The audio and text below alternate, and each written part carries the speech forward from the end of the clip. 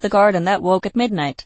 English Story Level 3. At the edge of Greenwood Village stood an abandoned mansion surrounded by a massive iron fence. Everyone avoided it, claiming the place was haunted by strange sounds and lights. But 12-year-old Hannah wasn't afraid. She loved mysteries, and something about the mansion's silent garden drew her in. During the day, the garden looked lifeless. Its trees were twisted, its flowers wilted, and the fountain at the center was completely dry. Yet, whenever Hannah passed by at night, she felt a soft breeze carrying the faint scent of blooming roses, something impossible in a dead garden. One night, unable to resist her curiosity, Hannah climbed over the fence. The moment her feet touched the ground, the air shifted. The garden suddenly stirred, as though waking from a deep sleep. Leaves glimmered with silver dew, flowers lifted their heads, and the fountain burst to life with glowing blue water. Before Hannah could react, vines moved gently, parting to reveal a hidden stone pathway that hadn't been there before. She followed it, her heart racing with excitement. The path led to a glass greenhouse at the far end of the garden,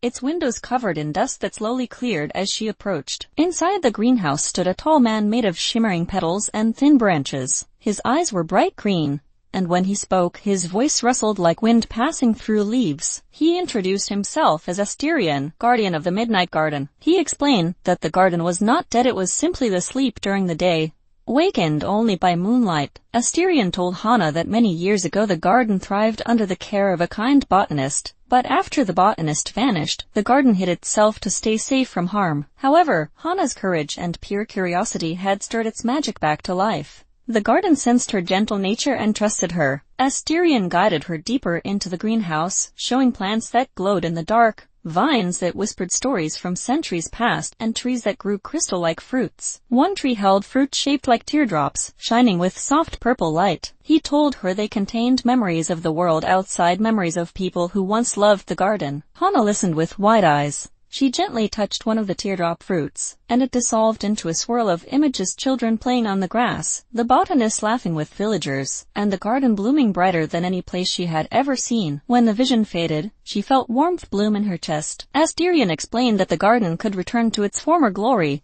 but only if someone cared for it again. Hannah eagerly agreed. Under the moonlight, she trimmed branches, watered glowing flowers, and listened to the garden's quiet whispers. Each night she returned, the colors grew brighter, and the plants grew stronger. Soon, even the villagers noticed the garden changing. Flowers began blooming through the fence, and the air carried a sweet fragrance. Though they didn't understand what was happening, they felt comfort in its presence again. One night, when the moon was full, Asterion thanked Hannah. He said the garden no longer needed to hide, and would soon bloom even during the day. The plants around them shimmered with golden sparkles, celebrating their rebirth. Hannah felt joy she had never known before. When dawn finally arrived, the garden remained awake. Flowers unfurled under sunlight, sparkling with dew like diamonds. The fountain continued to flow with clear water, and the entire village came to admire the miracle. Hannah stood proudly, knowing she had helped bring life back to a forgotten world. The Midnight Garden never returned to sleep again, but it whispered her name every night, grateful for the girl who woke it with kindness.